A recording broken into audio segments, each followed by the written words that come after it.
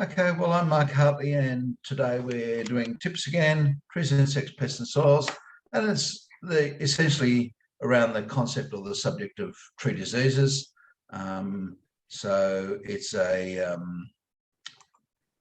broad area, and you should have my email screen open up now. Is that right? That's correct. Yeah. Okay. Great. And the reason I'm doing this is just some people have sent through some things, and I thought it'd be good to share. So let's see if I can get things a little bigger. Too much. Okay, so we've got a tree that somebody's asked a question about, and it's a good typical example of the things that we face. And if you're looking at trees and you're not getting to a stage where you're saying, boy, I'm confused or I'm not unsure, then you're better than I am, because I have literally laid down at the base of trees and cried, not being able to figure out what the problem is. But we've got some thinning of a tree going to be making you cry. It was probably Phytophthora. So was that, Peter? If it was making you cry, it was probably Phytophthora. It was Phytophthora, yeah, Phytophthora cinnamomai in the middle of a desert. I'm getting a lot of background noise from somebody. Yeah, that looks like it solved it. Thank you, whoever solved that. Yeah. So yeah, here we have some of this canopy. Can you see this portion, guys, that's thinning out here on one side? So that's the first thing that makes us look. And we've got a canker. And a canker, by definition, is simply an area of dead tissue. So when I talk about a canker, it may be fungal, it may be lawnmower blight, it may be anything. But this here has got a mustardy hue to it. And the good hint from that is this is likely to be Phylinus species. And so we've got Phylinus species that's behaving in a manner that is affecting the health of the tree. So Phylinus can be purely saprophytic, or it can be pathogenic. And when it's pathogenic, it tends to form a perennial canker. And if you can look here carefully, you'll see that there's little areas where the bark has been pushed back repeatedly. So indeed, this is Phylinus behaving as a perennial canker. Perennial simply means ongoing. And generally, this is not a problem with a tree unless it's affecting the health. In this case, we've got one that's affecting the health, so that's more of a problem. And you can see here new tissue dying on the outside. This is, again, typical of Phylinus when it wants to behave as a pathogen. It attacks the living cells. The living cells are called parenchyma, and it often accesses those cells from the bark inwards rather than any other way. So it's taking new tissue. And it's in a fork. And you can see here, if we zoom in a little bit more, and I apologize for going in too far. But you can see here, again, evidence of it being a perennial. We're getting what's often referred to as a target canker, or a canker that is getting bigger and bigger and bigger. And this is one of those situations where my general response to Phylinus is not to ignore it, is to ignore it, except where it's affecting the health of the tree, or where it's growing in a fork and it's affecting, or potentially affecting, the strength of the attachment. So this is one where I'd be more cautious about the Phylinus, and I'd be thinking maybe that some reduction or even removal of this section could go ahead. And particularly given that we go back to the first image, it appears though that's starting to happen anyhow. So maybe some suppression of this and then its eventual removal. Does that answer the question for the person that sent that in? Is that you, David? Is that somebody else? I don't know that I get. Yes, David. Yes. Yeah, David's thumbed up and said that meant the things. So in most cases, Phylinus is not a big problem. We think of it as a problem, and I'm happy to look at why that is. to explain that, and I think it's important to Doesn't it partially depend on the species as well? Which so it's how it's interacting with the host, Peter. This is the very topic of tonight that we're talking about, is this disease triangle, this host pathogen or host disease interaction, how the two work together. And if I just come to a picture of it, I'm sorry, I apologize, but it's not the most in focus image or the crispest image, but it will help you understand. It's this image here. And if you have a look at it, this is Phelinus on a Eucalyptus denii. And you can see the decay, that's this light area here. You can see the roundness of the stem at the time it was injured. And this tree has been responding. It's actually first injured, you see here, and it's really quite round. And so this Phelinus has been there for quite some time, having its impact. And what the tree has done in response is pushed wood further away. If we were to take all this solid wood and push it in and replace all that decayed wood, we'd actually find that the tree's got more wood than it would have otherwise had that hasn't been affected by decay and has pushed it further outwards. Those two things result in a stem that's stronger, not weaker. So this is one of those situations that we like to title the Phelinus paradox. The fungus is actually making the tree stronger, not weaker. Therefore, we cut the tree down. When the tree is cut down, of course, we lose the cavities that form afterwards. And these typically, the first thing that will come in are the birds, the cockatoos, and they'll start to take out this decayed material and end up with a cavity. We value the tree for the cavity, and we don't say, oh, look, I'm going to cut it down, it's got a cavity.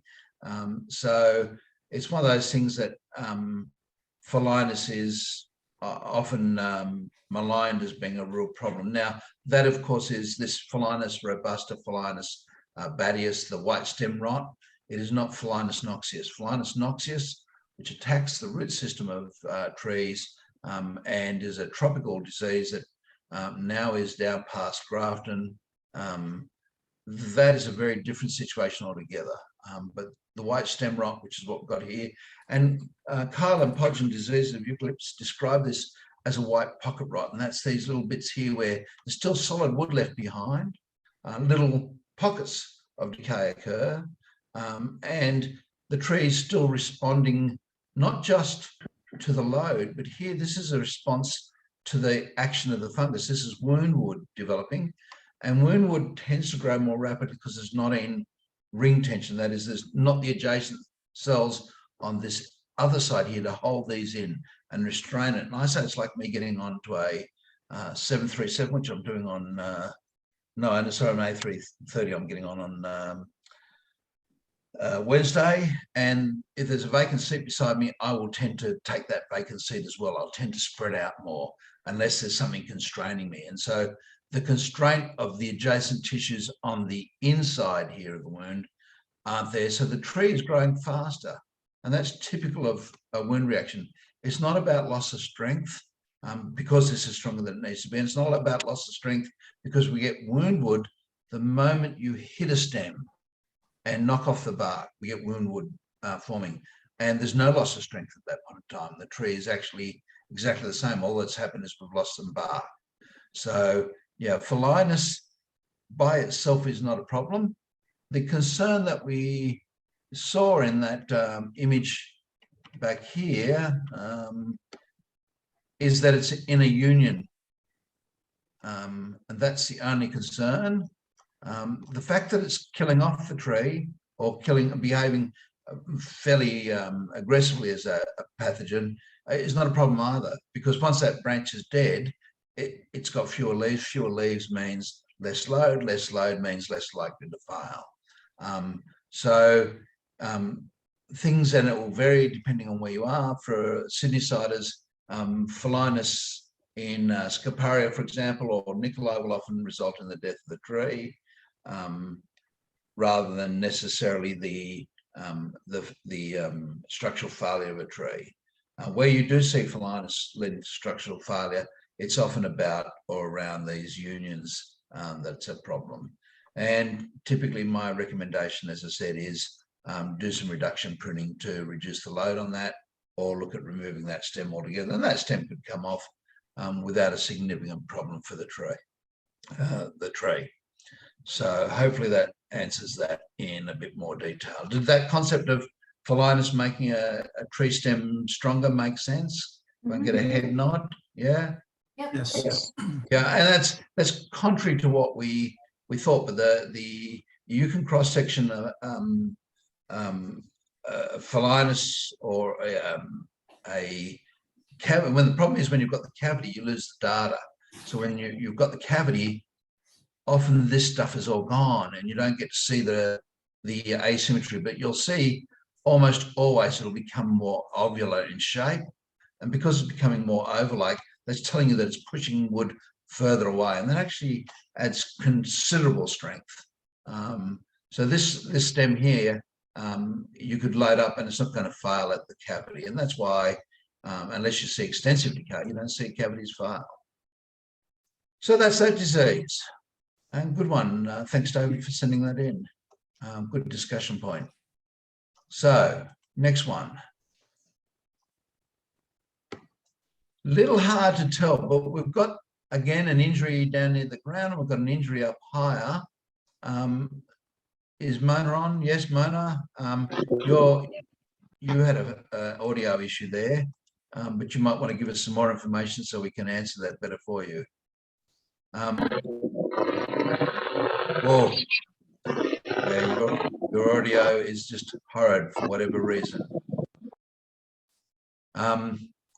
You've got Darth Vader, I think, sitting in your office. So there's been an injury. There's certainly been an injury here. And trees are used to being injured. Think about it. If a tree couldn't deal with a stem wound, every time a branch failed and hit a stem, and that happens, or every time a branch fails and injured the stem, we'd have to get rid of the tree. And that doesn't happen. So a stem wound in itself. So Mark, just have a look at the chats if you would. Yeah, hang on a second. Thank you, Peter. I don't know that I can see the chat, and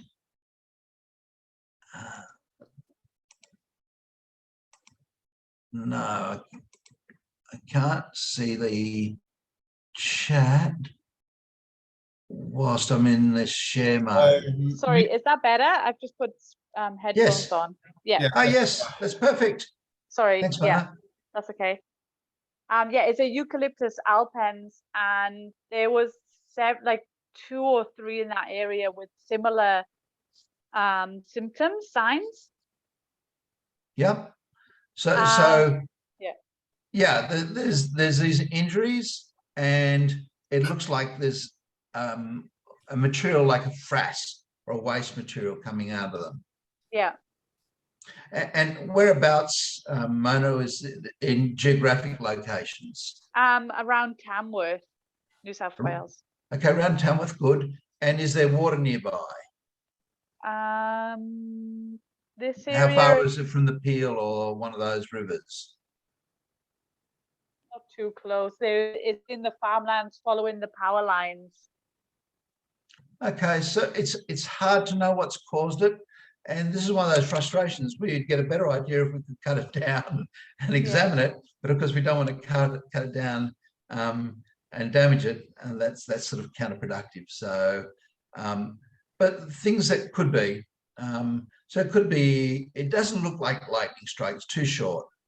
It could be loading, so torsional loading or some form of loading of the stem that's caused it. It could be impact. The question I asked about whether or water is, there's a beetle larvae called Agrinomys spinacollis, or the Ponciana longicorn, which is native, and it's a polyphagous beetle. Polyphagous means eat many. So it's a polyphagous beetle, eats many species of trees, including eucalypts, and it can cause some damage that looks a little like this as well. So there are some possibilities. But if it's nearby to you, Mona, and you're there, if you're working in that area, you might like to go up and have a closer look. It could be simply a fungal canker. Fungi can come in and do damage. And a lot of the fungal cankers are fairly insignificant. They cause a little bit of loss, but those that are pathogenic often attack live cells and don't have a lot of decay associated with them. Phalaenus is a white rot that has some pathogenic action, so it's different than many of the pathogens out there. And at some stage, we'll have a look at a tree that a number of you are familiar with, and that's the Crimbia at Shanes Park. And it's got so many fungal cankers on, and the tree keeps on dealing with it. It's had a few branch failures, but it's by no means the end of the world. So the critical question to ask in this situation is the tree healthy? Now, I don't have all the details, but the canopy looks reasonably good here. The canopy looks reasonably good here. And generally, if a tree is healthy, we've got to at least give some credence to the concept of a tree being a self-optimizing structure. And the question is, well, why is it not swelling up? And the answer is because it's got more strength already than it needs. So the only time it needs to become self-optimizing is when the limits are being approached.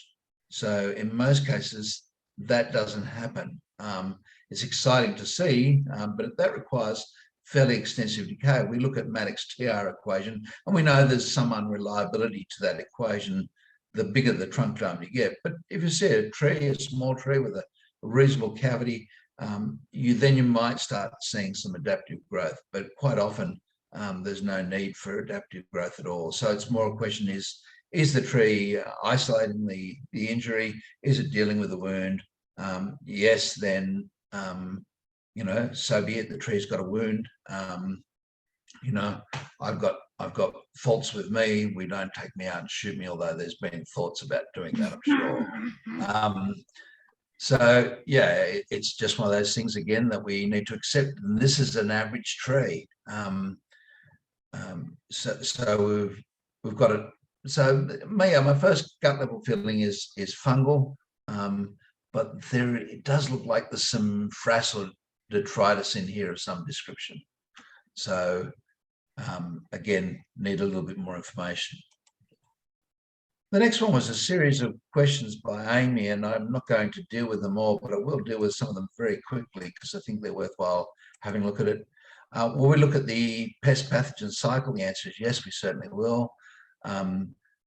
Finding new pests the arborists aren't familiar with, hopefully that's a daily or a weekly event. I certainly can walk around my own property and regularly come up with things that I think, damn, I've got no hope here. I'll get the basics, it's Lepidoptera, it's Coleoptera, and then you get the excitement of saying, oh, I've just figured out what it is.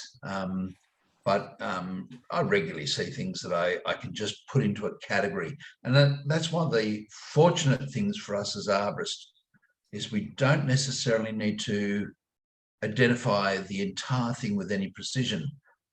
So for example, if we go back to that last little picture that Mona sent in, it's fungal. Almost certainly nothing's registered or licensed for the control of it.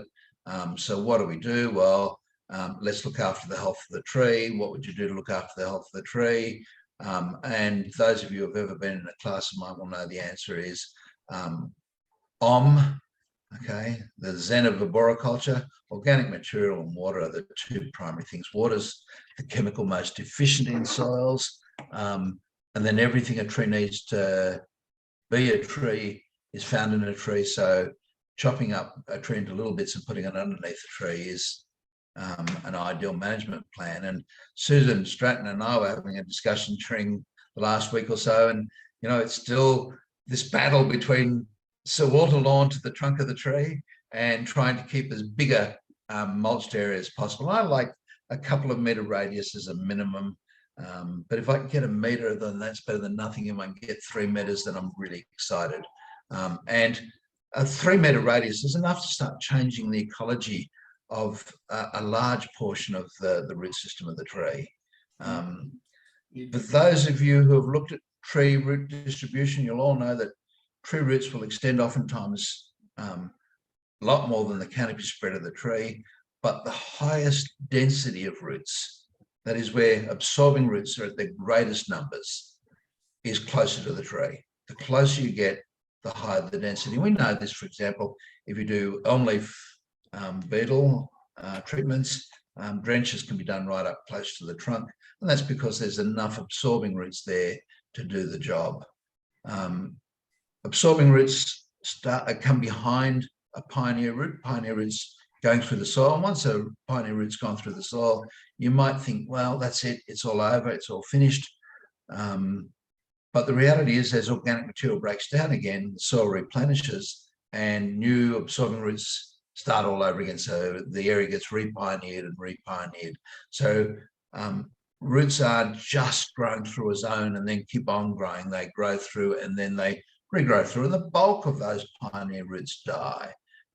When I say the bulk, 99% or more will die off in much the same way that leaves die off. They're just not capable of being sustained forever. Yes, you will find things, and if you can get it down to a group, you can say, look, this looks like it's fungal, or this looks like it's an insect, or this looks like it's mechanical, look, this looks like it's soil. You've made progress because you can already start working towards some form of getting there. Mark, I'm sorry if I'm interrupting. I just want to look at a chat from Mick. So he asks, does creating a large wound in the removal of an ascending branch create an entry wound that could exacerbate the ingress of the pathogen? I think great question. Great question, Nick. I was going to mention it. The answer is, in most cases, the pruning cut is not the problem. If you think about it, if you look at how many pruning cuts have been made on trees, millions and millions and millions, seldom do you see a fungus growing in it. There's work by Professor Lynn Bodie that I really like. And one of the things that Lynn's work has shown is that a lot of our decay fungi are simply endophytes. That is, they're already there in the tree. Some really interesting work done on that, and it's quite extensive. Could you expand on that? What's an endophyte? Yeah, sure. Endophyte is something that's alive and living inside. How do they get there? How do they get there? Oh, yes. There's all sorts of interesting discussions about that, but usually during that primary growth of the little branchlets, and there's some discussion as to whether a lot of these things can exist as a single-celled form, so like a yeast-type form, until they need to take over. But the research has shown that they are endophytes, that is, they're growing inside. There's a gentleman out of Sydney University, I don't know whether Peter's retired yet, Dr. Peter McGee, and he found a similar thing when he was looking at eucalyptus leaves. He sterilised them, he put them in an agar solution, and all of a sudden fungus started growing. He said, well, I sterilised the outside of them, so they must be growing on the inside. And indeed, he was able to grow them on, identify the species of fungus, and it was a species that would normally infect the leaves on the ground. Well, what he found was that there was actually a synergistic relationship. Whilst there was some small amount of loss of energy to sustaining the fungus in the leaf, it also contributed to the defense system of the leaf. So fungi are very good at attacking other fungi, keeping their territory and saying, this is mine.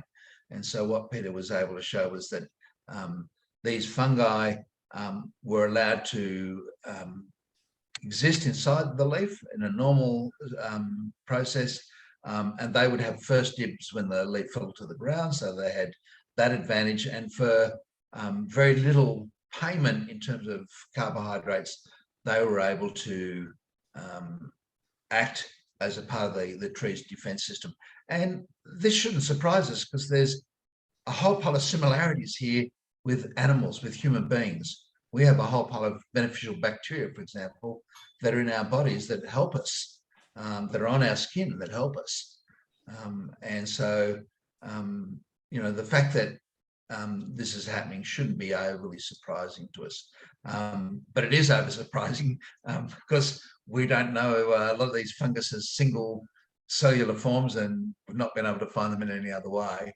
And the problem is, when you start cutting down trees, of course, you lose the ability to study a live thing. But one of the things that some of you may have observed is, if you cut down and chip a tree, it's only a matter of a few hours, and you've got this huge amount of heat being produced. And that heat's being produced because fungi is already starting to do its job. It's starting to digest.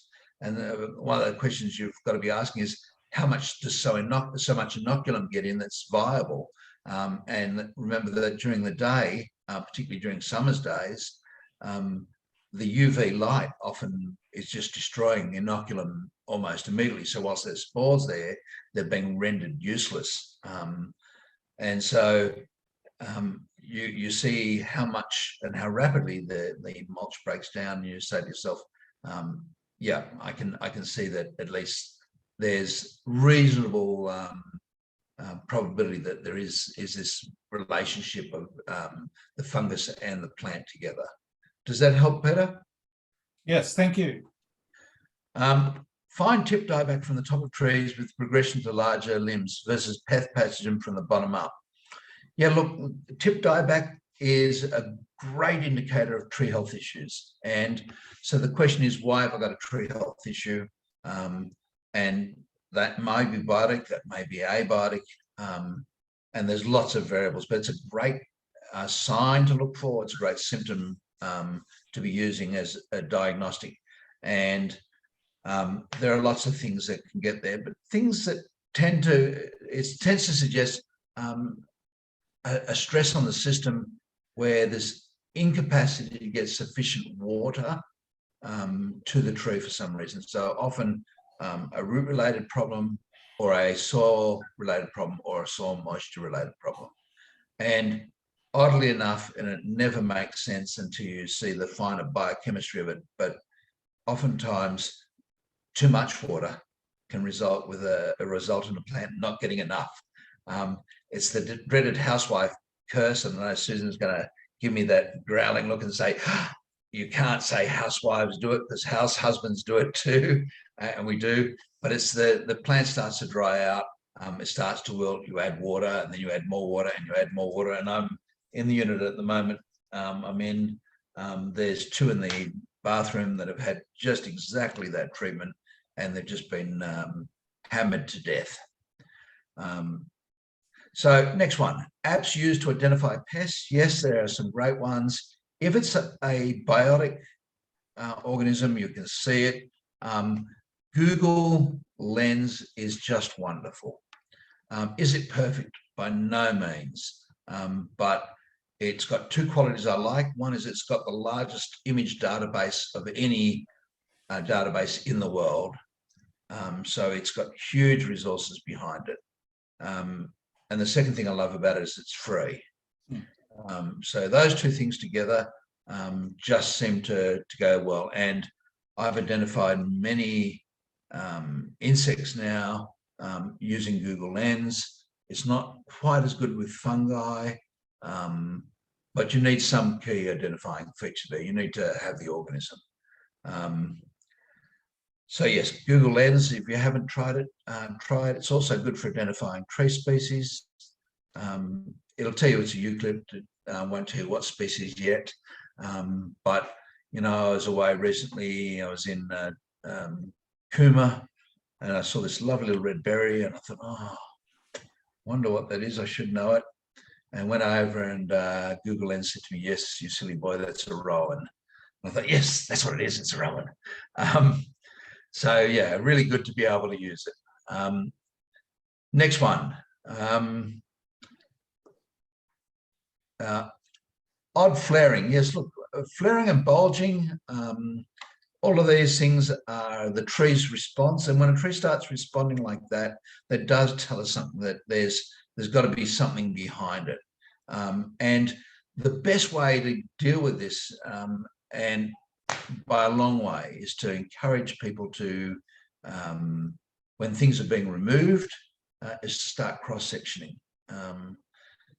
Nothing gives you as much information as cross-sectioning things. And I've often been wrong, as Peter will tell you, when I've things. I remember finding a wonderful long wing on a limb up in Grafton and bringing it into class and saying, okay, well, I don't know what it is, but I need to find out. And I remember cross-sectioning it and finding a whole pile of muscle man ants. I don't know whether Peter remembers that Yeah, particular I pass. do. But Yeah, I do. It Yeah. was amazing. Yeah. yeah, and a wonderful ant. I'm trying to get myself a queen from it now. So I just think they're delightful. They're big and they're bulky, but so gentle. They could nip the hell out of you because they can tear the insides out of wood. They're one of the carpenter ant groups. And so this was a part of its farming, and it was farming in that particular instance, scale on the inside of the cavity, had to get access to the vascular system, and was able to do that all internally and manipulate the growth of the tree, which was just wonderful. White rots and brown rots, yes, we'll do that. We'll definitely, I'll give you a PowerPoint at some stage or other that I gave to our bosses in Canberra, and we'll look at the difference between white rot, brown rot, and some of the basics of just fungi in general. Well, the good thing for us is that if we follow what's called the Prognosis principle or the 80-20 rule, the bulk of rots that we deal with, the decay fungi that we deal with, are limited to just a few species. So that really does make it fairly simple for us. You mean the pathogenic fungi, Mark? Well, that could just be saprophytic. So it's the Phlinus and the Ganodermas for the white rots, and the Ladioporus and the Piptoporus for the brown rots. In just a couple of sentences, what's a brown rot? What's a white rot? What's the difference? Okay, yeah, good question. Sentences. So let's go back to what wood is. Wood is a complex material that has as a primary content lignin and cellulose. Lignin is a very hard material. It's very wound up, and it's great for compressive strength. So you can, put a lot of load on lignin. Cellulose, on the other hand, has got incredible tensile strength. And cellulose, the cellulose we relate to most easily is cotton wool, for example. The lignin that we relate to is mud guts. Mud guts is almost pure lignin. The termites eat cellulose. They ingest lignin. They don't eat it. So if you think of the dark brown of mud guts, and you think of the white of cotton wool, those are our two raw materials. So a white rot, fortunately, scientists get this one right, eats away the brown stuff, the lignin, and leaves us with the cellulose. A brown rot eats away the cellulose and leaves us with the lignin. So, and both those seem like they'd be equal, but they're not. They respond differently. And so that's the thing. The great thing for us in Australia is white rots outnumber brown rots 100 to 1. Brown rots are a little bit more problematic, or can be a little bit more problematic. And where the fungus is important. So root fungi are more problematic than stem fungi. The higher up the stem it is, the less of a concern it is. So generally, Phlinus, which is white stem rot, is not an issue for us, whereas Ganoderma starts to become something that makes us have to think more, and perhaps use other diagnostic tools to let us know where it ends up. So that white rot, brown rot is a descriptor of what gets left. Yeah, what's left behind. The cellulose left, it looks white. White rot looks brown, brown rot. And I'll show you some great images of those when we look at that topic in a bit more detail. Yeah. The next one's a really good question is this, did you say hang on? No. Okay. The next one is, does chipping up these spread the spores? The answer is negligibly, insignificantly. Chip them to your heart's content, because the balance will come into that chip very quickly. The good guys will dominate. Fungi does not like a bully. Okay, so if you're a bully, you're eliminated. A bully is something that behaves like a thug to its host, or the desirable things. So things like Phytophthora, Armillaria are antagonized and stopped by the activity of good fungi. So most fungi more than positive in terms of what we deal with. Spread, nothing is significant in that except a few odd things. I wouldn't be chipping and spreading around a tree with armillaria. I wouldn't be chipping and spreading around a tree with brown rot, root rot, Philonus noxious, which, by the way, is a white rot. It's just that they call it brown root rot. That's science dummies for you. So brown root rot is a white rot. It just stains the root early in the stages of browny colour, hence its nickname. I wouldn't be using those, and that's because they're primary pathogens. If you have some other less common primary pathogen, there's a few of them, again, primary pathogens, not something you want to spread around. And a primary pathogen is something that kills a perfectly healthy tree. So that's the definition of it. Phytophthora cinnamomi, the common collar rot fungi that we have in suburbia, is a weak pathogen, and it actually is really knocked back by other fungi, by mulch. In fact, James Downer did a lot of work that showed that mulching is a really good way to help regulate it. And then the mycorrhizal association with plants is highly antagonistic towards Phytophthora. In fact, we don't see this, but there is a chemical warfare that goes on with these diseases, any disease, plant disease. One of my favourite stories, the kudu, the African kudu, is an antelope-type creature. A number of years ago, a whole pile of them were dying. They couldn't figure out why they were dying. And the researchers went out and did some investigation. They found that what was happening is, as the acacias were being overgrazed, they were increasing their level of tannins. And the tannin at higher levels is an antibiotic, anti-living, would kill the kudu. And that's not the amazing bit. The amazing bit is that they also released atmospheric chemicals, aerosols, to warn adjacent trees that they were being under attack. So the adjacent trees themselves could increase their tannin levels in the fight against the kudu. So you think about that. That's a collective warfare. I mean, that's advanced thinking in human terms. And I'm not saying that trees are thinking, but biochemically, there's a lot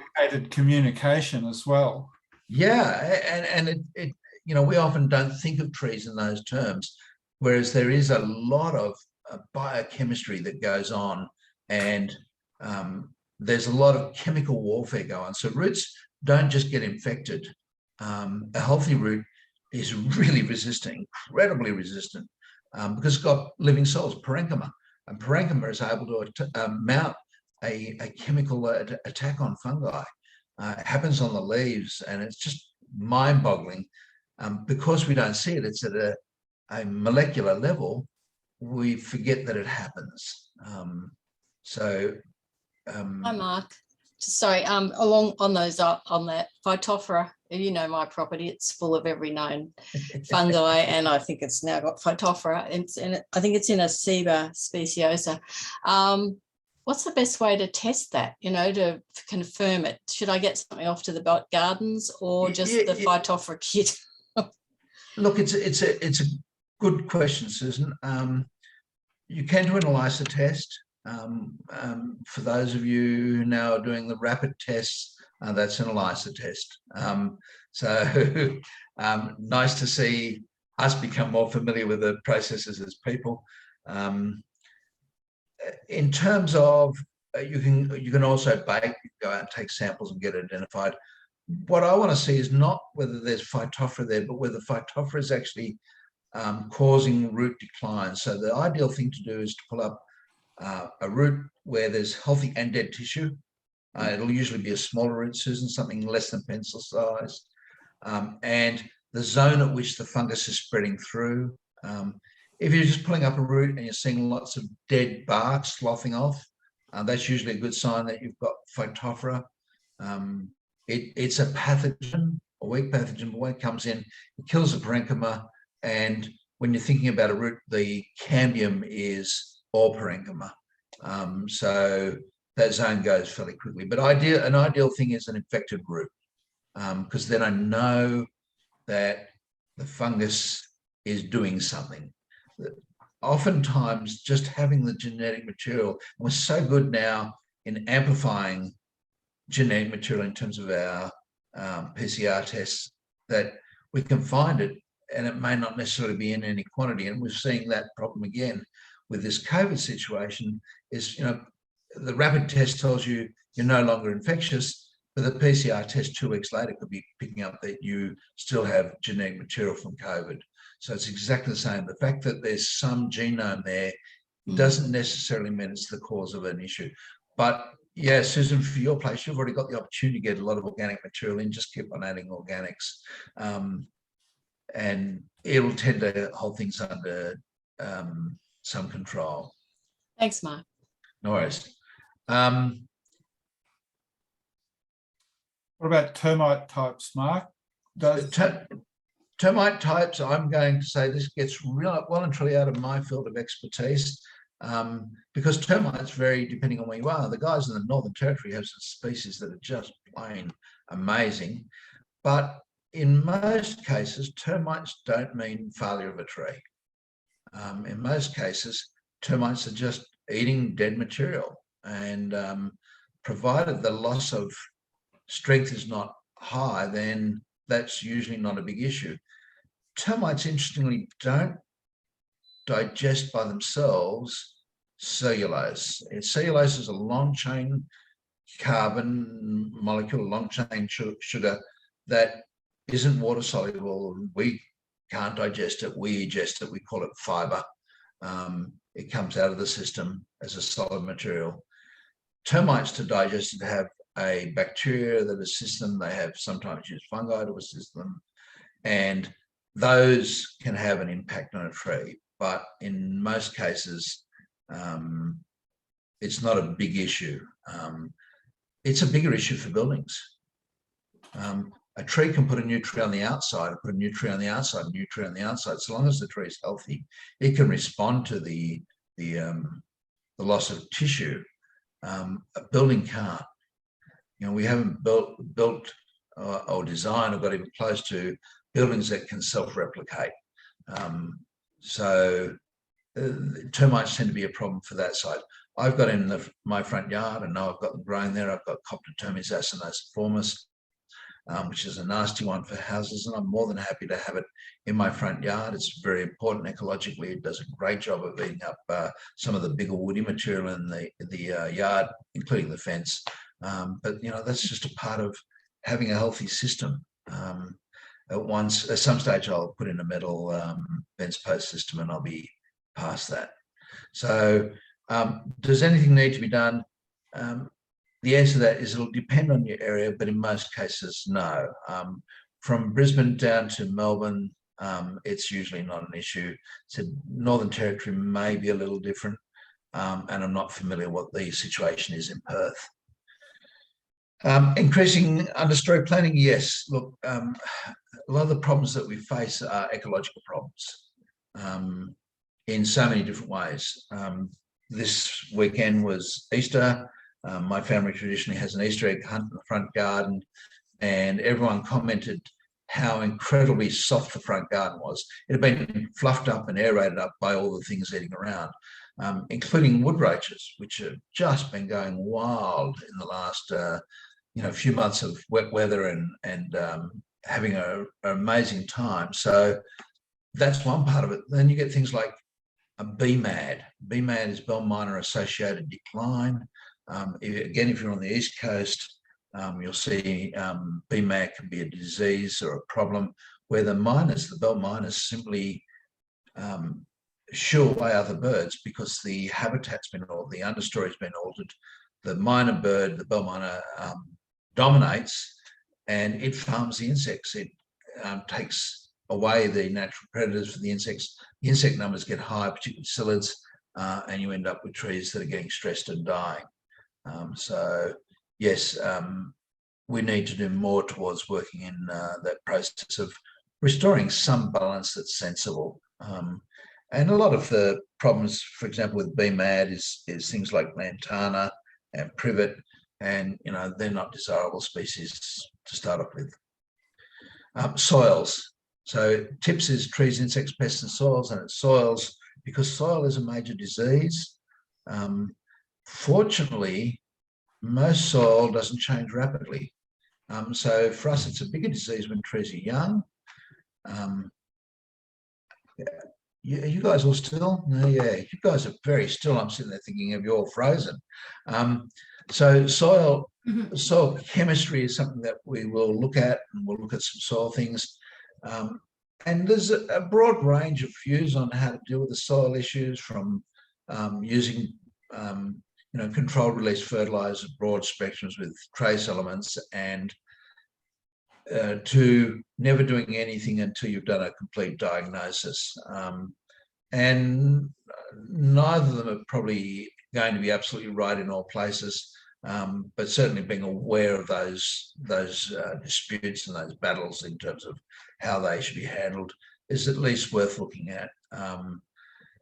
I tend to hold to the view more that unless there's some good reason to start playing with chemistry, you shouldn't be playing with it without some specific soil and ideally some specific tissue analysis. The two together tend to go hand in hand. But there are other things in soil, and I said at the start of this today, is that one of the biggest chemical shortages we face in soils in Australia is water. And so just being aware of managing soil moisture, and it goes the other side. We've just gone through in Sydney and much of the East Coast all the way up to Brisbane, fairly wet periods. And when we get those wet periods, we can get the opposite. The soil around the soil around the roots can become saturated. Even if it's not flooding, you can still have soils that are past what's called field capacity, or even close to field capacity, that are now starting to affect plant health. And so you end up, again, even though there's lots of water, the tree closes up its water absorbing systems and goes into moisture stress. So the two can look very similar.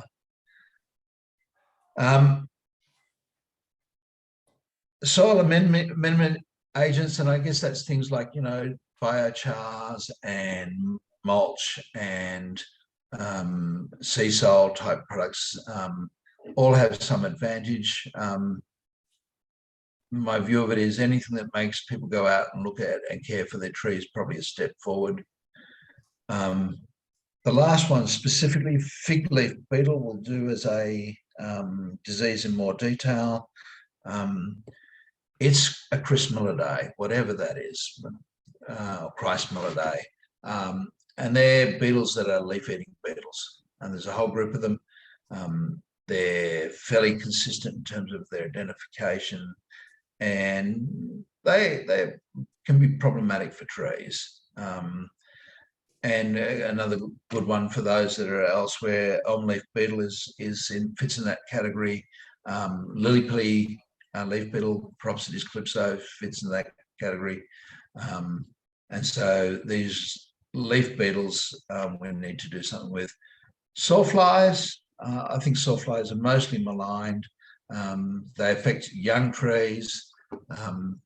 Where you can, the Mexican control works pretty well, just pulling them off and stamping on them.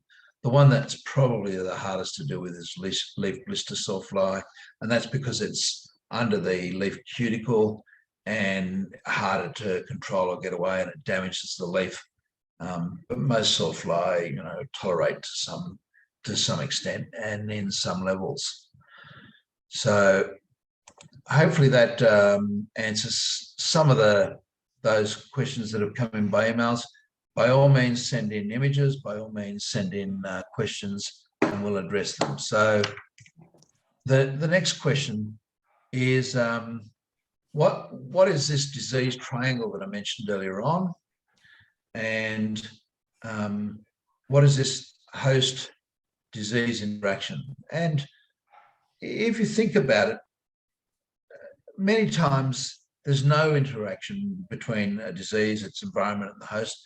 but oftentimes there is. For example, we've got some hot, humid weather happening in parts of the coast now, east coast of Australia.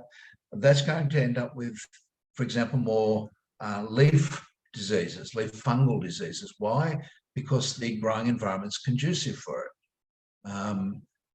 It's going to alter the way things are. So if you have a tree that is stressed, just like a person that's stressed, it's more prone to have problems with the disease. If you have an environment that's ideal for the disease is going to grow faster.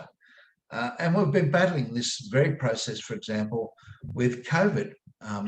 As we get closer together as a population, and influenza uses the same trick and technique, which is why influenza is a bigger problem during winter time. It's not that it's cold, it's that during winter, our social proximity reduces. We're happier to be closer to people during winter time. During summertime, we want more space. We tend to naturally isolate more, just purely due to environmental conditions. So that's exactly the same process with plants. There are conditions that support the disease. There are also conditions that support the host. And so what we ideally want to do wherever possible is try and skew the environmental conditions, or the environment, the things that are important for the growth. We want to skew those towards the host, towards our tree, and away from the disease. And someone mentioned Phytophthora earlier on. I'm old, which is wonderful. I love being old, Peter. One of the things that I remember in the earlier days was diagnosing Phytophthora, and the way we used to diagnose it was to go out and get some blood and bone, high nitrogen fertilizer, put it down around the tree, and if it was Phytophthora, it killed the tree, because the high nitrogenous fertilizer stimulated Phytophthora growth. So as you know, yep, you've got Phytophthora, it's eliminated. So Susan, you could try that. I suggest you don't. One of the things that you want to do if you're dealing with Phytophthora is avoid high nitrogenous fertilizers.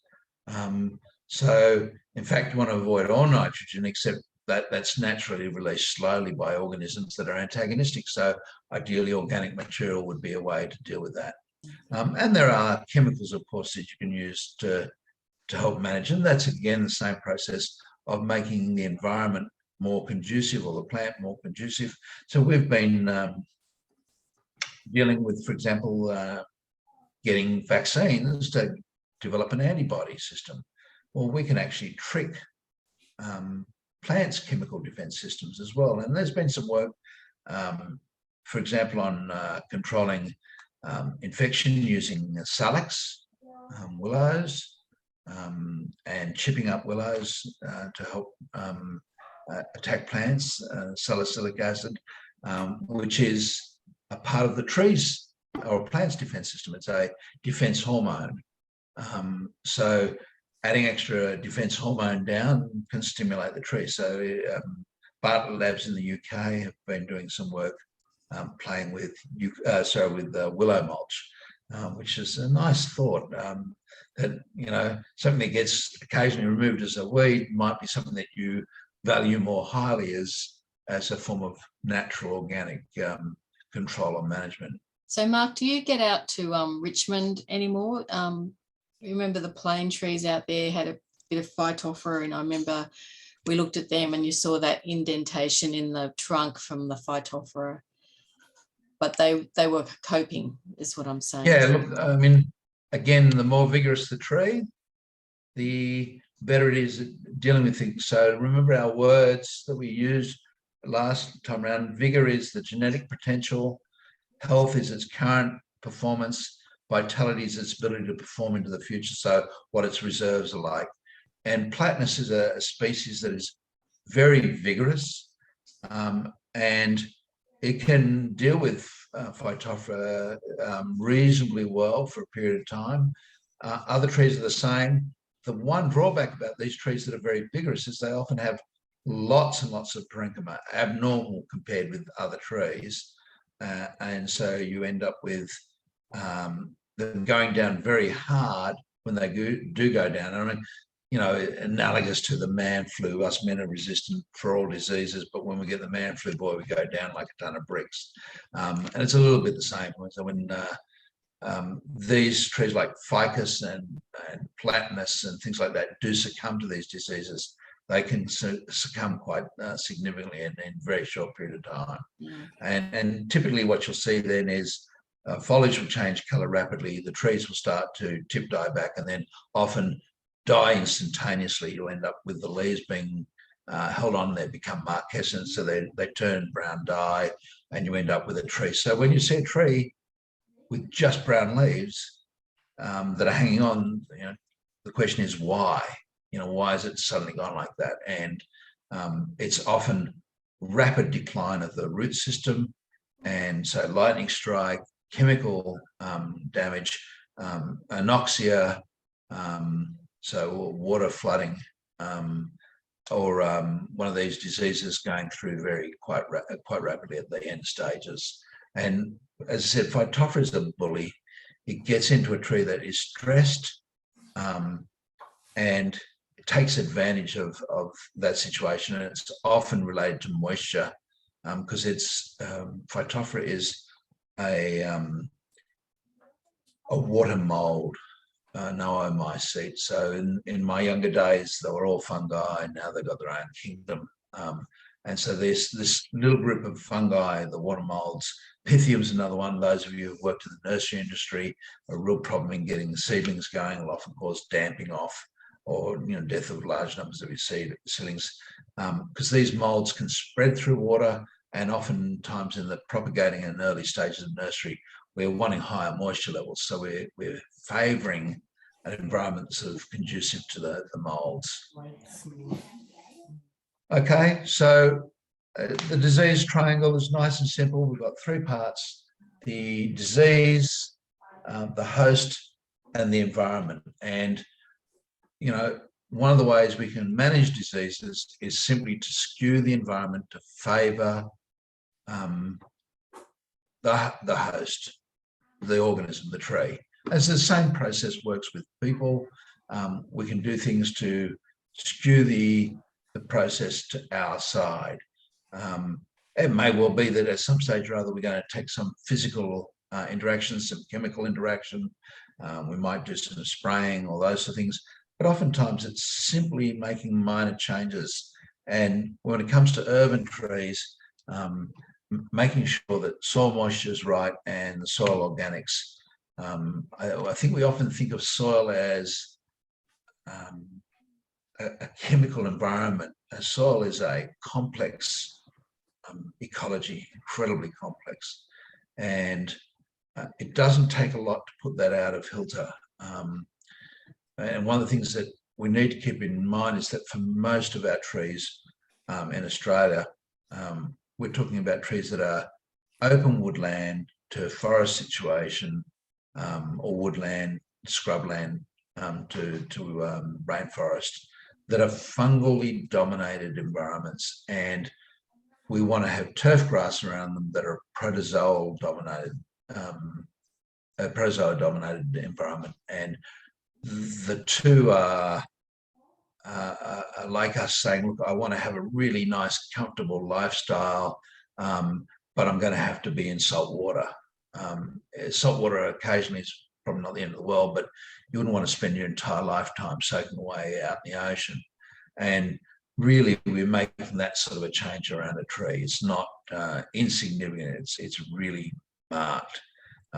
And unfortunately, most of our processes of urbanisation try to alter that ecology in every way. One of the things that Alex Shigo was very keen on near the end of his career was nursery logs, and it's one of the things that I've kept on with. And that's just where you can, leaving a whole log in amongst your mulch. That whole log has a whole group of different organisms that break it down, then break down your mulch. So it just, again, is about adding back that original diversity. Any other questions, guys? We're at time. I'm happy to answer questions. If no questions, yes, Mick? Can I ask one, please, Mark? You just asked one, so you'd like another one, I guess. Yeah. Yeah, go for it. So looking at that cross section of the branch that you had earlier, and we saw the fungal ingress into there. Yeah. Is wall 4 forming in that cross section? Oh, good question. Is there a Okay. discoloration there? Wall 4 is a really difficult concept because it's usually only a couple of cells thick. I say a few cells thick. In some cases, it's a lot more, and kynobands are one of the situations where we see there's a lot more. So let's go back to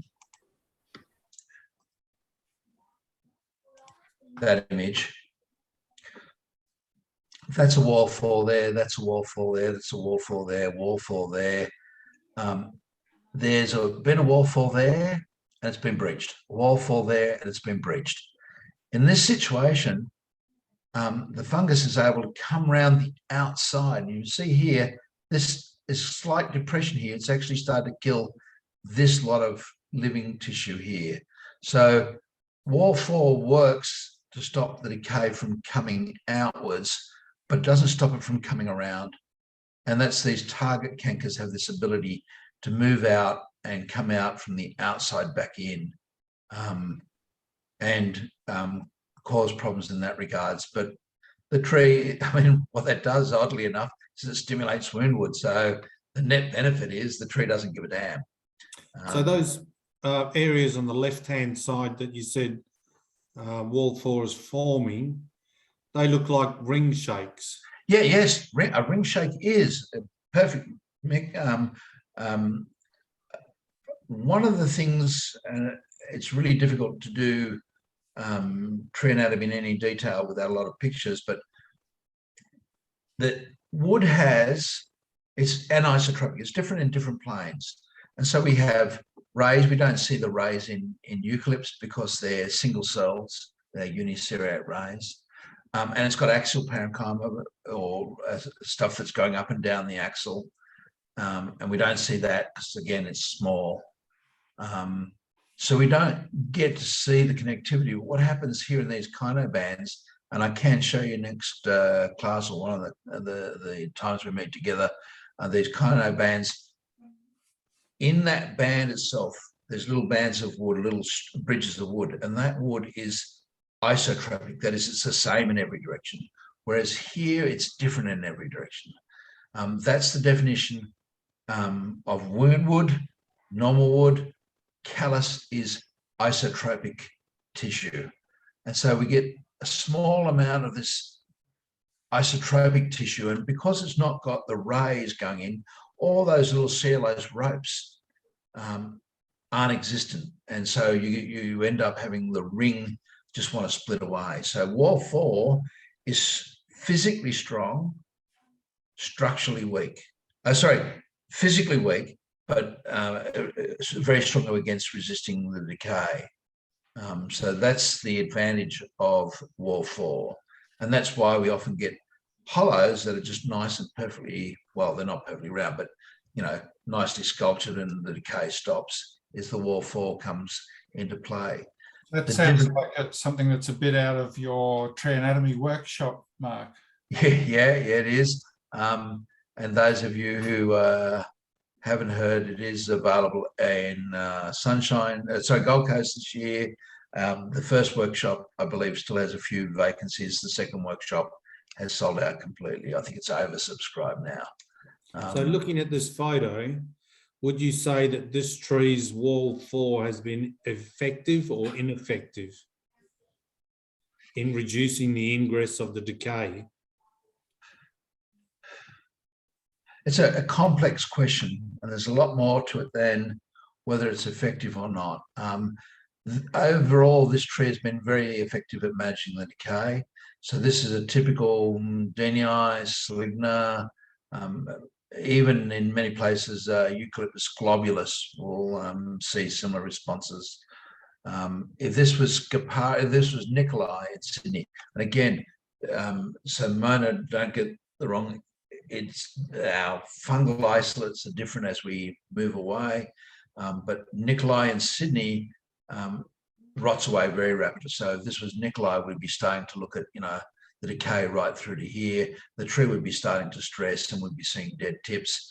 And once you've got a situation where the tree's vitality is down and its health is down, it can't respond appropriately and the fungus starts to win. So my view of it is, if you've got a tree that is unhealthy and has poor vitality, it's time to forget about the argument as to whether it's got a fungus there or whether it's anything. The tree's not got any great longevity, and so you need to manage it on that basis. And that may not be cutting it down, that may be habitating it, although with something like Nikolai, the wood is incredibly prone to decay. It's not very durable at all. Usually within 2 or 3 years of a Nikolai dying, you can push the trunk over. If you compare that with something like Syncarpia, you know, usually 2 or 3 decades, the Syncarpia is still sitting there saying, what the hell are you trying to push me over for? So again, the durability of the timber, once it's dead, it is just timber. And the durability of the timber then is important. And you can look that sort of information up. So would I say that this tree was doing a good job of managing the decay? My answer is yes. I think it's doing a great job of managing the decay. So it looks like the decay's almost reached the pith. Yeah. So, and if it gets to the pith and it gets to come around and it gets to decay, There's I suspect. There's also the other walls as well, which we aren't really seeing here so much, and it's the reaction or interaction of the tree and the fungus has got to do with all of those things, not just wall 4. Yeah. And so that's right. Wall 1 is up and down. Wall 2 is towards the middle. Wall 3 is radiating around. Wall 4 stops it coming out to new tissue. And at some stage or other, I'm sharing a screen. You can't see me, but I'll show you that by hand signals to be able to teach your grandchildren or children. I think every kid should learn it. And that's why I teach it during the anatomy workshop, as though you're a 6-year-old. I figure if you can get it as a 6-year-old, as adults, we can almost get there.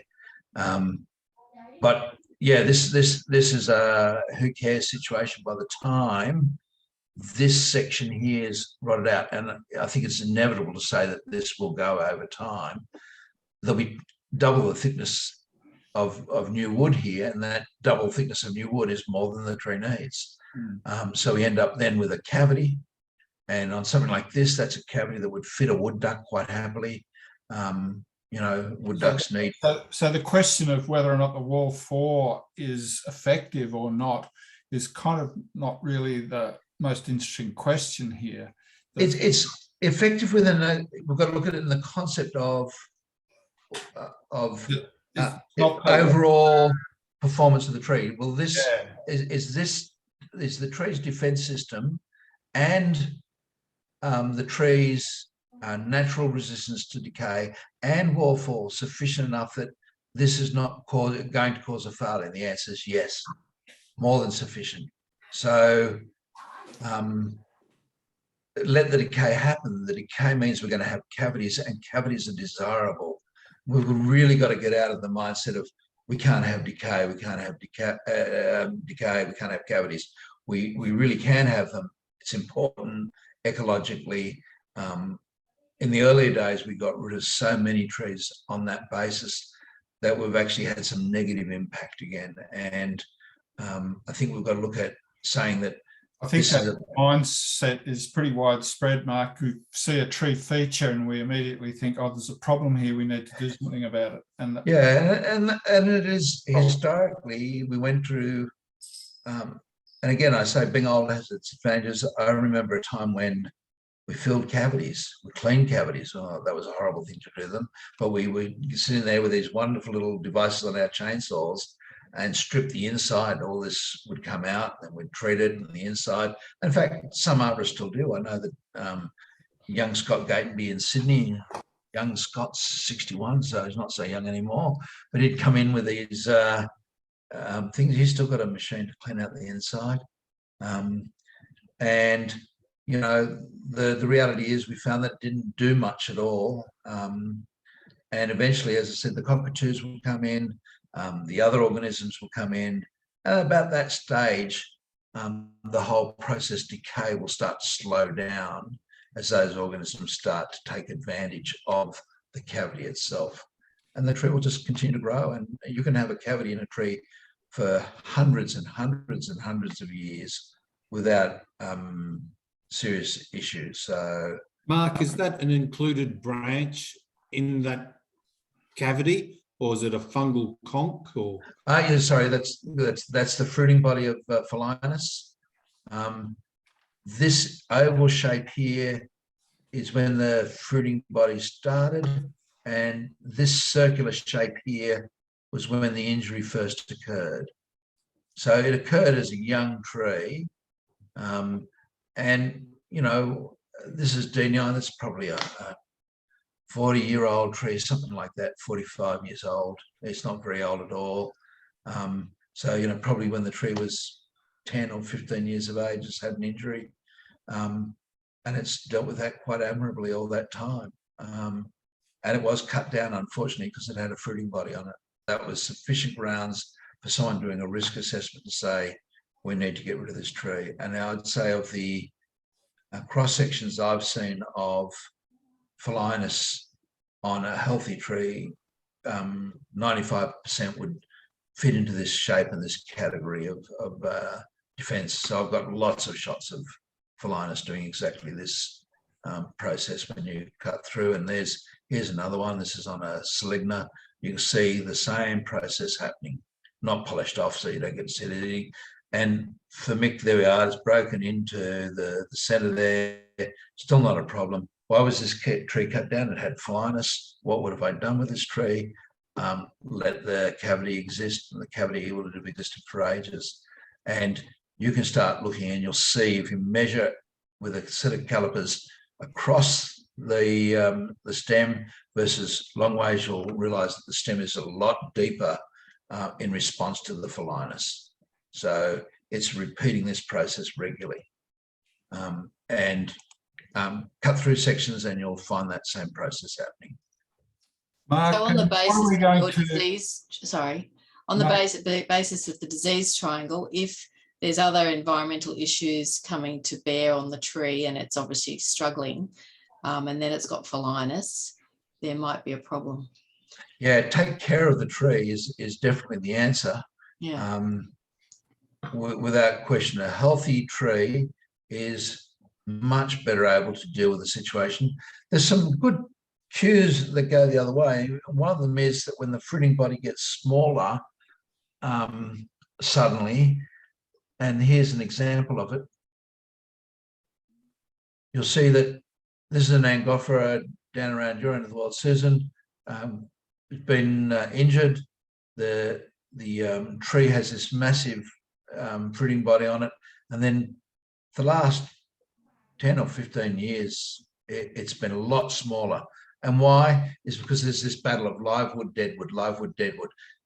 Here it's acting like a white pocket rot again. White pocket rot still provides strength. It's like spray foam inside a pipe. It actually gives strength. It doesn't take it away. And Angophoras, often you'll see them with huge amounts of decay and still structurally stable. And again, Susan, you might remember one in a front yard that they eventually killed with development that you could see right through the stem. So again, we tend to overreact. We tend to say, well, I can see it, therefore I've got to do something, and the something I've got to do is get rid of the tree.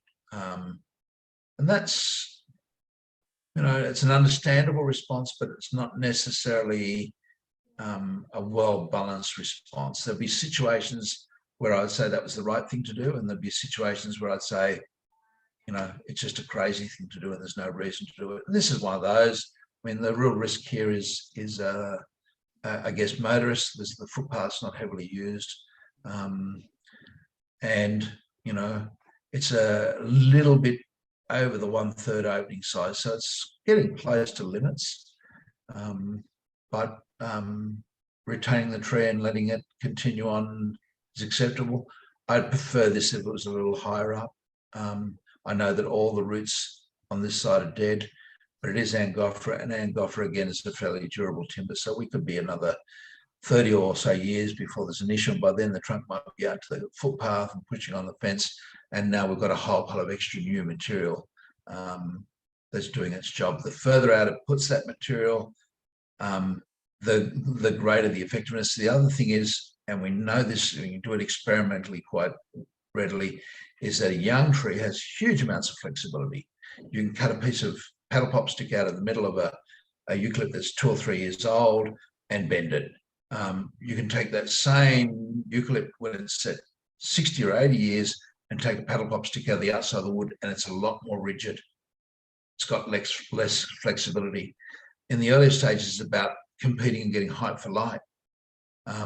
In the latter stages, it's about getting stronger. And so we can't use the same process of assessing the impact of decay on a young tree and an old tree. And I think that's one of the take-home messages from Maddox TR, was that once you got stems of greater than 85 centimetres, TR starts to become significantly unreliable. So, you know, TR, if it's a 30 centimetre trunk on a very young, healthy tree, you might be more cautious about the amount of decay. But if you go back to that cross section and we apply the offset cavity rule, this is nowhere near failure. This is decades away from it, and we've already, as I said, we've already had this infection going for probably 20 odd years of that period already or more, and the tree is not at all compromised. So we could have potentially gone another 60 or 100 or 200, and by then, once you get to that 800 millimeter diameter, the whole deal changes again, and it becomes a great tree and a great habitat tree. Mark, do we have any thoughts about our subject matter for May's session? My head says that it'd probably be fun to start looking at some basic entomology. I don't know what people think about that, looking at basic orders that are problems for trees. Yes, we're definitely getting thumbs up over this way. Okay, great. I don't get to see the thumbs up, so thanks for monitoring that, Peter. So yeah, look, I think we could hold off on doing fungi in detail for a little while. Anytime you're ready to do fungi in a bit more detail, I'm happy to do that and hand out. There will be a Dropbox for the group. I've actually started it temporarily in the wall folder, Peter, but we will move it out of the wall folder. Good. And make it available to the group. So you'll be able to go on when I do something like this. You can say, look, Mark, can you put the image up of that stem? Can you take a better one, would be a better question. And then put it up. And the answer is yes, sure. All of that sort of stuff I can do without any problems at all. And I think it's useful just to be able to show someone that and let them see. Of course, the best ones are the ones that you cut through yourself. You're out in the site. If you're not a hands-on arborist and you're just purely consulting, the number of times I've been out where there's tree work going on, I've said to them, can you just do me a favor? And the arborist is usually more than willing to do the cutting that you want so that you can sit there and say, let me show you about this. And I remember, unfortunately, my local primary school had a number of grey box that were cut down because they had phalinus, and that's really sad because grey box is probably the most durable timber to phalinus that I know of. And so I sat there with the arborist after he'd made some cuts and said, let me show you why this didn't need to be removed at all. This was never going to be an issue. If it was in a fork, then yes, I might reconsider it. Having said that, I've got lots of big trees that have got cavities in the forks, and you know they function on, as long as the wood on either side that causes the bridge between the two stems is solid, then we don't need a huge amount on the inside. Well, on that note, I'm going to say thanks very much for your very insightful, informative session again, Mark.